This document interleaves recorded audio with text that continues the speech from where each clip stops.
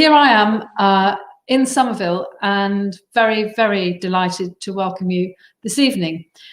And it's a real pleasure for me to introduce tonight's event because all Somervillian women are standing on the shoulders of those indefatigable women and a few men who were the advocates of women taking their place as full members of Oxford University. We're going to hear from two utterly brilliant women this evening. Author Jane Robinson, who studied English here and is now an honorary senior associate of our college. Jane is famous for her incisive works of social history, looking at women's pursuit of intellectual equality and recognition. Maya Szaniecki is a second-year French student and our JCR Women's Rep. She's also a member of our Equality and Diversity Working Group. They're going to walk us through some of the key moments in our journey towards women gaining degrees from a Somervillian perspective. So Maya, over to you. Thanks, Jan. Hi, everyone. As Jan mentioned, I'm Maya, and I'm the Somerville JCR Women's Officer for this year. And it's a pleasure to welcome Jane with me, who is a social historian and author. She's written an impressive 12 books and is currently working on her 13th one. One of them comes out tomorrow and focuses on the first two women who went into careers after the removal of the Sex Disqualification Act in 1919. So really interesting books, all about social history viewed through the eyes of women. Jane is also a Somervillian, so it's a real pleasure to welcome back with us tonight. Jane, I was wondering if you could tell us a bit about why we're celebrating the centenary and maybe a bit of context about what stuff was going on at the time when women did earn the right to graduate from Oxford.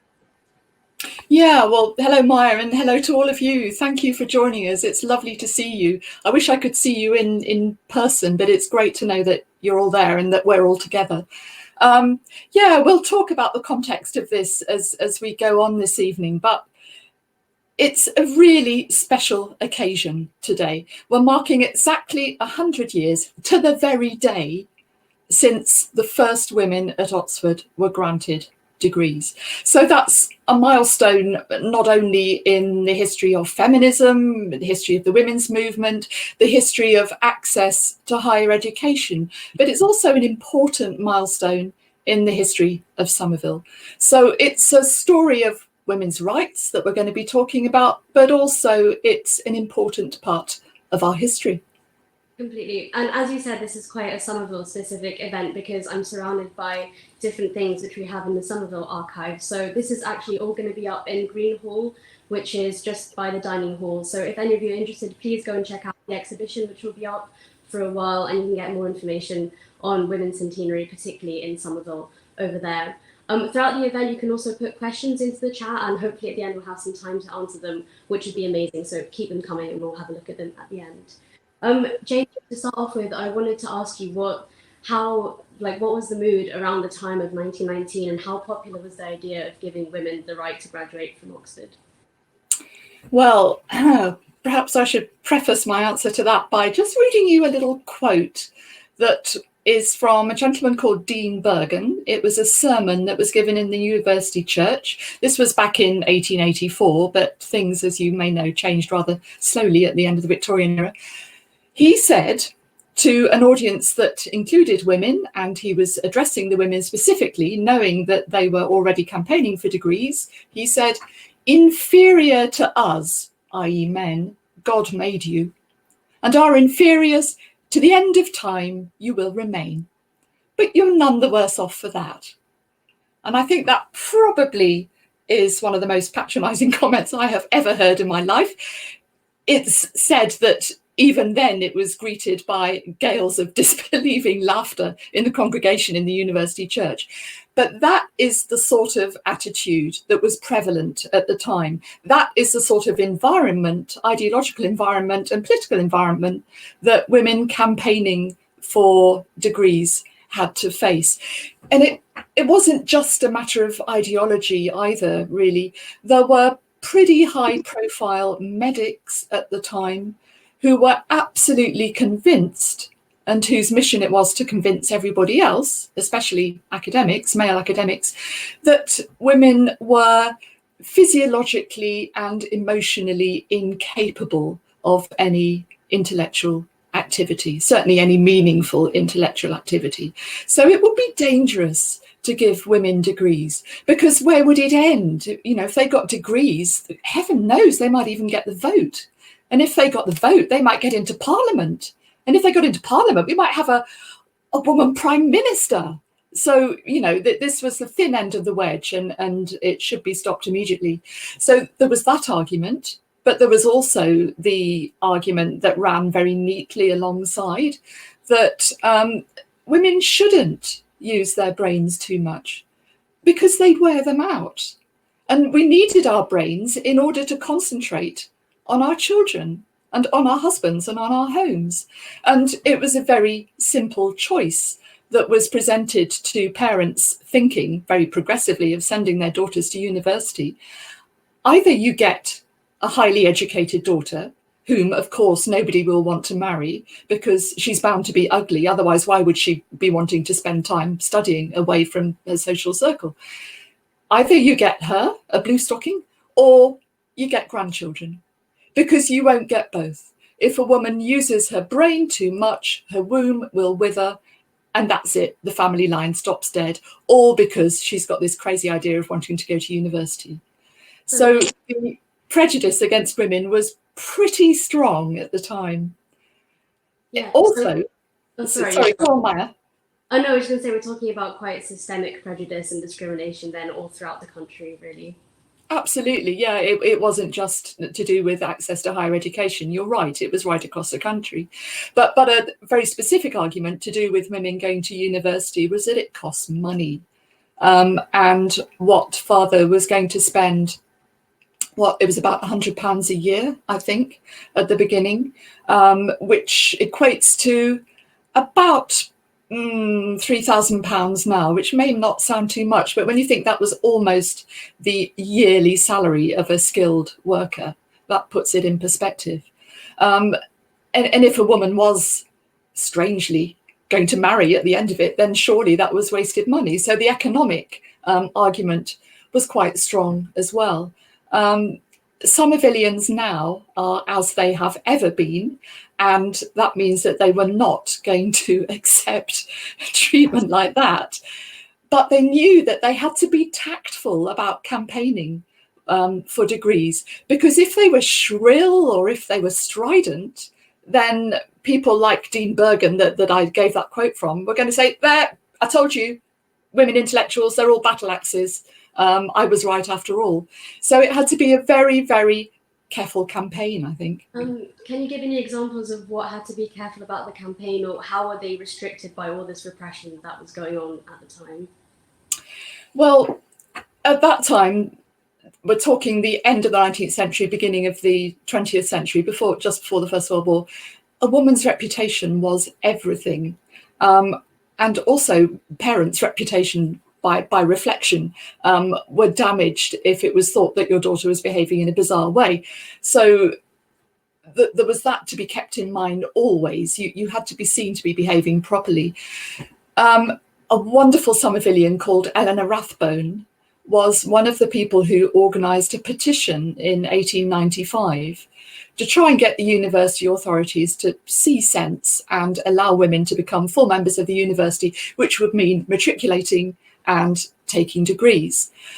The reason that the petition was brought together in 1895 was because there was a vote coming up, and it was just possible that the women would get through and would be allowed in. So any support was welcomed.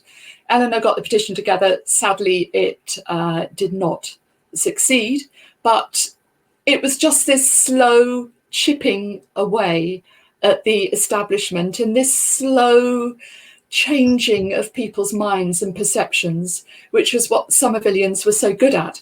It wasn't a quick thing. It was never going to be a quick thing. It's like when women got the vote. The campaign started in 1866 and some of us got the vote in 1918. It was a long game. And Somerville had been playing this long game ever since we first opened our doors to, 12 students in 1879. So they did have to tread carefully, but there were solid strategic things that could be done. Emily Penrose, who came to us as principal in 1907, was very canny, very astute about thinking ahead. And she kept careful registers of every student who came to Somerville and what they were studying, who they were studying it with, and the exams they took and the results of those exams. Because it was very important, should the moment come that we were awarded degrees, that it be proven that women had done the whole curriculum and taken the necessary exams. So she kept that register, but she also, perhaps to keep up morale as much as anything else, she also had special diploma certificates printed. And we've got one that we can show you in the exhibition, and it may well come up on screen in a minute.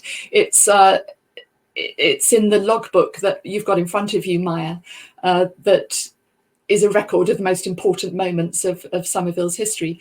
And these diplomas were awarded to women who had done the curriculum, completed the course, done all the necessary exams. They couldn't get a degree like the men. They couldn't get letters after their names, but at least they got a very nice certificate from Somerville. So that helped. The other thing was rules and regulations. I said that it was important that we be seen to be behaving properly, so that we could be regarded as responsible enough, I suppose, to be awarded degrees. And one of the ways in which college authorities made sure that this happened was by printing various rules and regulations by which the students must abide. We weren't as bizarre at Somerville as some of the other women's colleges, both at Oxbridge and elsewhere, were. I mean, there are some absolutely crazy rules, like I think at Royal Holloway College in London, students were told rather bewilderingly always to keep at least 1 foot on the ground at all times. Somerville didn't go in for that sort of thing, but I think it's right that here, as at almost every women's hall of residence at the time, if you had a brother or your father come to visit you, and no other male visitors were allowed, but if your brother or your father came, they could come up to your room, that's fine. But first of all, the bed had to be taken out of the room and the door had to be propped open. I mean, what was that all about? And what were they afraid of? It's really, really strange. But we had to be hypersensitive to any sort of implication that being in college together with a lot of women or using our brains too much was having a detrimental effect on our femininity. So that was all part of that. And Emily Penrose especially was well aware that women had to advertise their sensitivity to the privilege that they were being given in being at Oxford at all. She wrote a letter to a fresher in 1907, and I'll just quote you a little bit of what she said. She said, "We have privileges in Oxford, but no rights. And I'm anxious that students should understand this before coming up and should realise how completely the reputation of the college passes into their hands." Yeah, it seems like it was like quite a long, careful game rather than anything quick at all. What I was wondering is, because we talked a lot about the Somervillians, what was going on in the wider context? Did they have any external support, maybe like in politics, or was it a very focused effort? There were things going on in the world outside that helped the final achievement of degrees for women in 1920. I mean, it does seem like an awfully long time between 1879 when we started and 1920 when we got degrees. And we did what we could from the inside. But other things were beginning to happen. For example, other universities were opening up to women. I think by 1900, 16% of all university students were women. So that's not bad, given that the whole movement only started in 1869 when Girton opened. And by 1920, or 1919 anyway, only Oxford and Cambridge were not giving women degrees. So London started in 1878. Places like Reading, Manchester, Leicester, Liverpool, they were all welcoming women and giving them degrees. So that was a certain external pressure, although famously Oxbridge considered itself rather aloof. So I'm not quite sure how strong that pressure was. Stronger was the fact that women's rights were increasingly becoming a subject of debate, and it was not considered quite so freakish for a woman to consider that she might actually achieve some sort of rights in society. There was a Going Down play in 1916. The Going Down play was a sort of review put on by final year students. We've got an image of it for you now.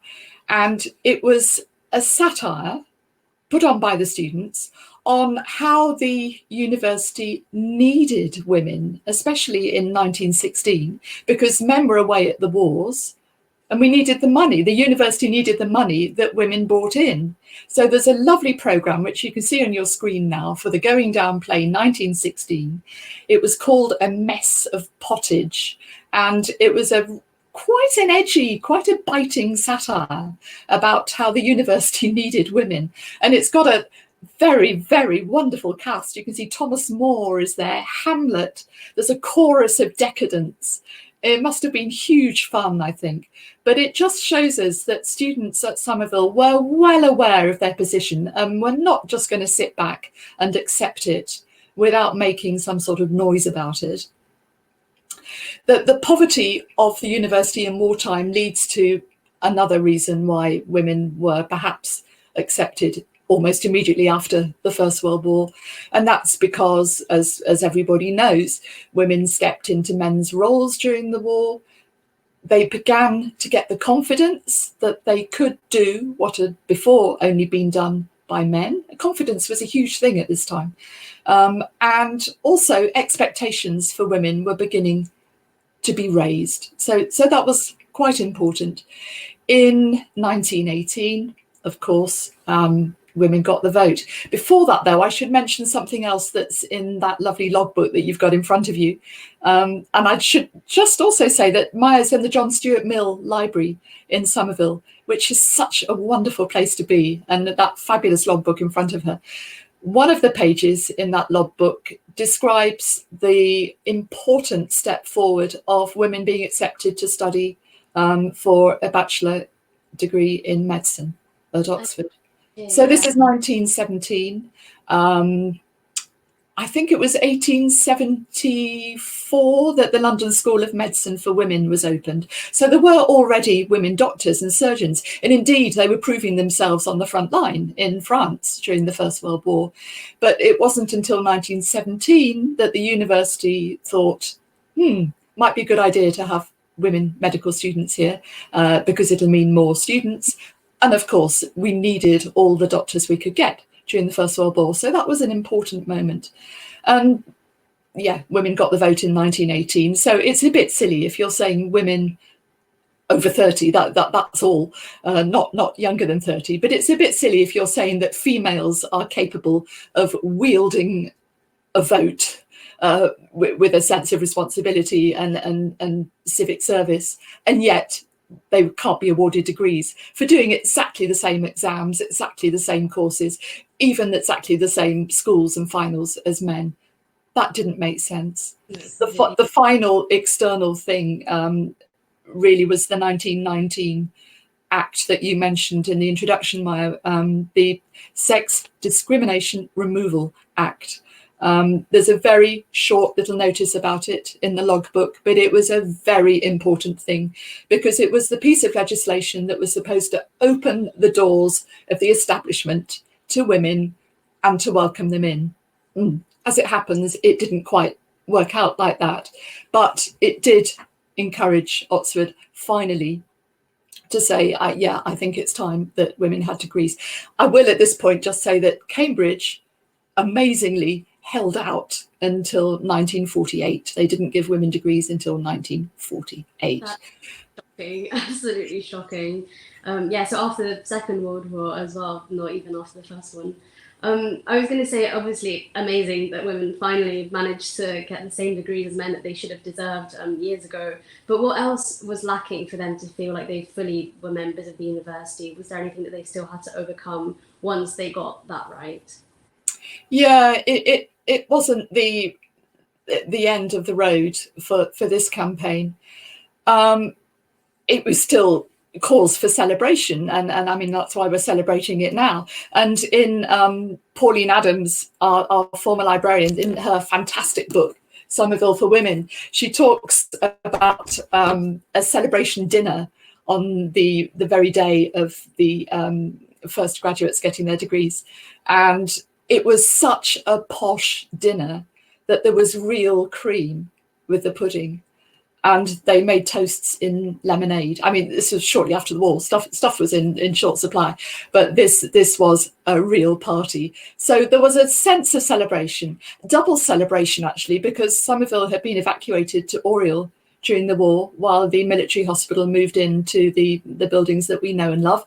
And now they were back home. They came home in 1919, so that was another celebration.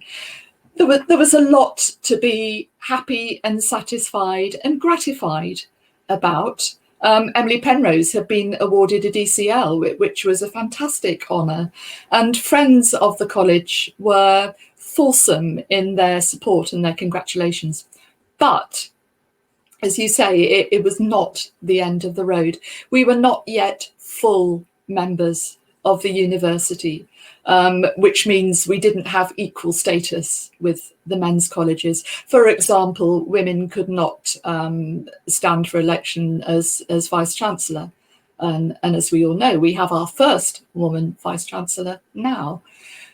So there was still quite a long way to go. And there were still some reactionary dons who did not like the idea of lecturing to what they call bonnets or petticoats. So yeah, on a personal level and on a university-wide level, there were still steps to be taken. But as I say, it was a time to celebrate. And if you go to a party, you need the right clothes. And there was a huge debate about what would be suitable academic dress for the first women graduates, dubbed undergraduates, of course, because before 1920, we weren't undergraduates because we couldn't graduate. But now the papers called us all undergraduates and thought it was a great thing. So what do you wear? Subfusk was much the same as it is now. But instead of a mortarboard, and when this first started being debated, Edwardian ladies' hair was so piled up that you couldn't really totter a mortarboard on the top of it anyway. They decided to plump for the soft cap, which is what you can see on your screens now. And you can see even now in 1920, the press cannot resist doing caricatures of certain types of undergraduate. Yeah, not kind. But there you go, at least we had the right to wear academic dress. One thing that worried Evelyn Irons, who was a student who was up at the time, was that the caps and the gowns for women looked horribly new and really emphasised how late we were to the party. So she came up with the idea of using her gown to draw up the fire in her room. All the women students had fireplaces in their bedrooms, and so she would take off her gown, hold it up against the fire, the flames would lick up nicely behind it, and a few would leap onto the gown. It would get sooty, it would get singed, it would get little holes in it, and that meant it looked as though it had been around for generations. And all the male undergraduates who nonchalantly wore their gowns till they were green with a greasy sheen, now that the women could compete with them and pretend that they actually have been wearing these caps and gowns for a very long time. It was quite an important thing, the wearing of academic dress, because it was the public badge of women having finally achieved degrees. You saw those two images from the logbook, almost indistinguishable, those images from women in subfusk now, although of course they were not allowed to wear trousers then. To go back to how far we still had to go. And this is something which I hope you'll pick up, Maya, a little bit later on. But numbers of women students were quite severely capped even after 1920. It's about a sixth of the students at Oxford were allowed to be women. And that was right up until 1957. So that was quite late. And I know lots of you listening now will be able to rattle off what the proportion was of women to men and men to women when you came up to Somerville. I think when I came up, late 1970s, it was 7 men to 1 woman. And reader, I married him, but I married one of those 7 men. So yeah, numbers were capped. It was as though we were here sort of on approval. Before 1920, before we got degrees, it was like we were guests at the University of Oxford and had to be polite and abide by the house rules. After 1920, yeah, we had a right to be there, but there was this feeling that if we got above ourselves too much or got too strident or too carried away with our intellectual capabilities, then it might all go pear-shaped and it might somehow be taken away. And it wasn't until 1959 that we did get the same status at Somerville as all the men's colleges. So that is a very, very long time. We started in 1879. We became members of the university in 1959. But even so, we must remember that this was a celebration. Vera Brittain was in Oxford in 1920 when the first degrees were given out to women. So was our former principal, Alice Prohaska's grandmother. She was there on the day. So was Dorothy Sayers. She was there on the day because former Somervillians could come back and take their degrees. I think there were about 300 Somervillians just in October 1920 alone, taking their degrees. Must have been such a wonderful atmosphere. But Vera Brittain says something which I think is really important about what it felt like to be there. I'll just read it to you. She says, "Even the unchanging passivity of Oxford beneath the hand of the centuries must surely, I thought, be a little stirred by the sight of the women's gowns and caps, the visible signs of a profound revolution." And we should remember that this was a profound revolution. The fact that it took a long time doesn't diminish at all the determination, the belief, and the activism and mutual support of all those who took part. And it makes me so proud to think that Somerville was right at the vanguard of those who fought for what we deserved. Completely. And I've actually got one of the soft caps that you're talking about here, and I think it's quite striking to have like a visual representation of. Yeah, can you squidge it a bit so that viewers can see? Exactly, you see, it's completely squidgy. And I think I'm right in saying that that soft cap belonged to Barbara Craig, who lots of you will remember as a former principal of Somerville. So it feels rather nice to have that. It gives you horrible hat hair though, that cap.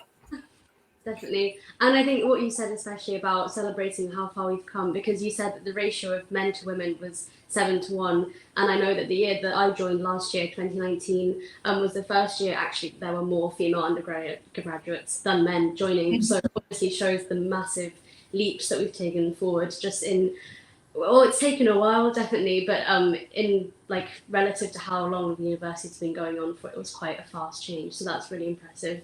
Yeah. So can I just ask you, Maya, what do you think we have yet to achieve in this long game that's still playing, really? Yeah, completely. I still think there's a lot to do, really, because we definitely have more representation in the college as a whole. And like you said, we finally have a vice chancellor who's female as well. But there definitely isn't the same female representation in STEM subjects, for example. Definitely not women of colour. They are not nearly represented enough compared to white women or like upper class women and things like that. We still have way more people from private schools. So I think that still shows that even though we have generally more female representation, it's not all women who are represented and not in all areas and all subjects and things like that. So I really hope that the university thinks more about its accessibility to women and encourages them to apply in things, because I think we all benefit when they do. I think that's all, unless there's anything else that you wanted to talk about, and we might go on to questions now. So I think we've had a few questions in. I'm going to have a look at them now. But please keep them coming, and we'll have a go at looking at them now. Someone's asked how far we've come, and I think we've sort of answered that generally throughout the talk. Someone's asked, Susan's asked, why do you think that some women who supported women's education, like one of Somerville's prime movers, Mrs. Humphrey Ward, did not support women's suffrage? Which is a really interesting question, actually. It's a really interesting question. Yeah, Mrs. Humphrey Ward was a great figure within and outside the college. She was a prolific novelist, incredibly popular novelist, and she was one of our founders, really, here at Somerville. But she was also the head of the, I can't remember the exact title of it, but it's something like the Society for Opposing Women's Suffrage. She believed passionately that women should not have a voice in Parliament. Somebody else who did, she wasn't Somervillian, sadly, she went to LMH, Gertrude Bell, the explorer and amazing politician, really, in the Middle East. She also believed that women should not have the vote. And it's a very interesting question to ponder why, because a university education was traditionally to equip a man to serve his country in public office in some way. And so why not wish for the same for women? I think Mrs. Humphrey Ward's argument was that women should quite simply defer to men in Parliament because they had more experience. They were the ones who were not only fighting wars, but choosing which wars to fight. And that a woman's place was not in making decisions of the kind that are made in Parliament. It was in bringing up generations of responsible, good citizens, and in doing what they could to make the society and the communities in which they lived better places and fairer places for everybody, which was great. But I mean, one of the ways in which you make society a fairer place is to use your voice in Parliament. So yeah, it's an interesting one, that, but it just shows you the strength of opinion against women getting this sort of achievement. Yeah, I guess a lot of internalized misogyny at the time, and maybe nowadays as well, could have made people have different opinions on the vote. Yeah, absolutely. Another question we have from Dr. Nelder is, what advice can you offer to women of colour like me who face the challenges of discrimination against our gender and the colour of our skin? And also points out that she misses Somerville, and I'm sure Somerville misses you too. But yeah, how would you go about answering that question? I believe so strongly, and that's why I'm so lucky as a Somervillian, in the power of role models. At Somerville, we have had role models from even before we first opened our doors. And quite a lot of them were not celebrities, they were not famous people, they were not even particularly advantaged people, but they were people who quietly believed in themselves and believed in a better world. And we've been talking about the length of this campaign to get degrees for women. Nothing happens quickly, sadly. And I think what being a social historian of women has taught me is that every step forward counts, and it not only gets you forward, but it gets those following in your footsteps forward. So I think if you can choose a role model, be inspired by them, and realize that no effort you make to make progress is too small. I did a book about the fight for the vote, and it was centered on the Great Pilgrimage, which was a huge sort of protest march involving thousands of ordinary women in 1913. Together, they were stepping out towards the vote, one by one. Who'd have taken any notice? Thousands of them together. And yes, Parliament did take notice. So yeah, have faith that what you're doing is inspired by others and will inspire others. And we'll hope that the university as a whole will also take some wider action, which hopefully is going to start doing more, and those combined would be amazing. Yeah, absolutely. Yes, the political movements that are going on at the minute surely can only help. Yeah, let's hope.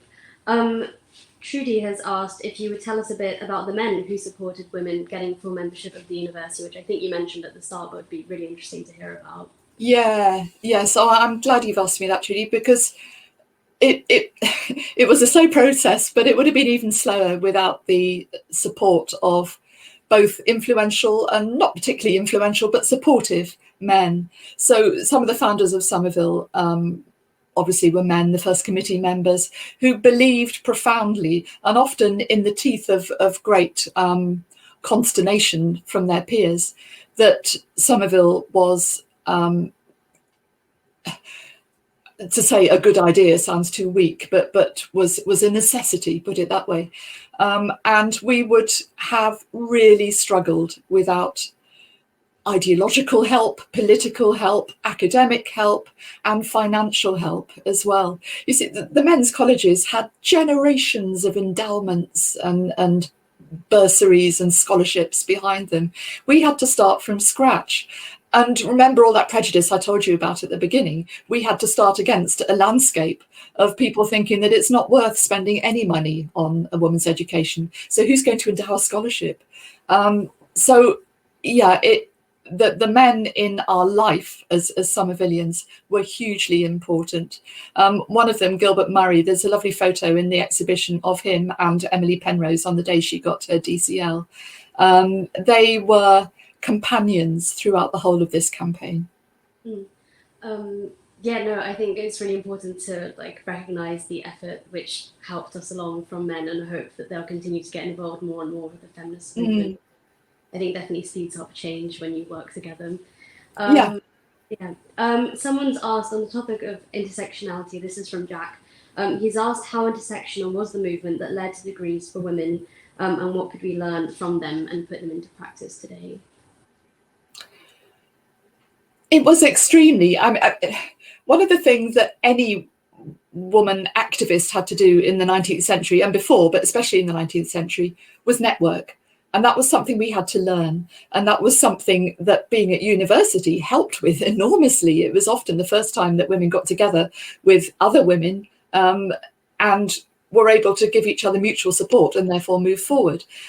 The number of campaigns that were going on in the 19th century was huge, and you will come across, if you research them, the same names time and time again. And a lot of the founders of Somerville were also committed suffragists or suffragettes. They were also campaigning for legal rights for married women, for example. They were also campaigning for putting down the laws that disadvantaged women in any way, really. I mentioned Eleanor Rathbone earlier on, talking about that petition that was got up in 1895. She became the architect of the family allowances system in the welfare state. So Somerville and the other women's colleges, but especially Somerville, was a hub of activism, reaching out in so many different directions, and people were reaching out hands to help people in different areas of this huge campaign, which was the women's movement, but which was sectionalized into all these different areas. And I find it really moving and invigorating to think of all these women across society suddenly realizing that they can not only be in sympathy with one another, but they can be constructive about that sympathy and make things change. Completely. I think that is a great note to end it on, because unfortunately we've run out of time, even though we have more questions, and I'm sure we could both talk about this endlessly. But thank you all so much for listening to it and interacting and commenting. I think we're going to head back to Jan just to say a final few words, but I hope anyone who wants to will check out the exhibition at Green Hall, because it's definitely worth it. Thank you so much, Maya, and thank you so much, Jane. Amazing, wonderful insights. And we go away taller and even more proud that Somerville was in the vanguard. Jane said at the beginning that Somervillian women were determined and resilient. Indeed, they still are. They were engaged in the long game in order to bring about change. And that reminds me of the wonderful advocate for women's rights and gender equality, whose death we mourn recently, Ruth Bader Ginsburg, who said, real change, enduring change happens one step at a time. Fight for the things that you care about, but do it in a way that will lead others to join you. And that's exactly what our forebears did. We've come a long way. We now have 17 out of the 39 heads of house in Oxford are women, hey, including, of course, Valerie Amos, the first Black woman and the first woman to be head of UNIV. And we've got a woman head of Magdalen, Dinah Rose. So that there's much to celebrate, but the journey hasn't finished. Maya, you're right. We have not yet achieved equality, but I know that you and your generation are formidable campaigners and advocates, and that you will continue to campaign for women's rights and gender equality, and you will use your voice in Oxford, in this country, and wherever you may be in the world. You will be formidable role models. So there we are. What an incredible evening.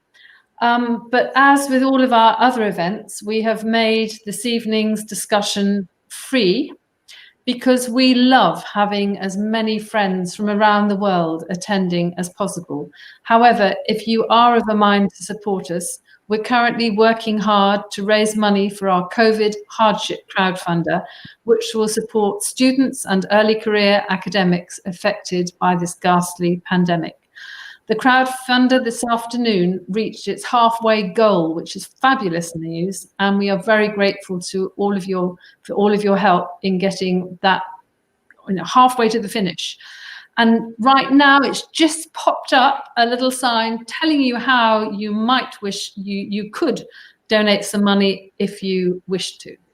So I think that the only thing that remains for me to say is thank you to our speakers. I hope you have a marvellous rest of the evening, inspired by the endless promise of which the events that occurred 1 century ago today have left us with. We are all proud Somervillians, and long may that continue.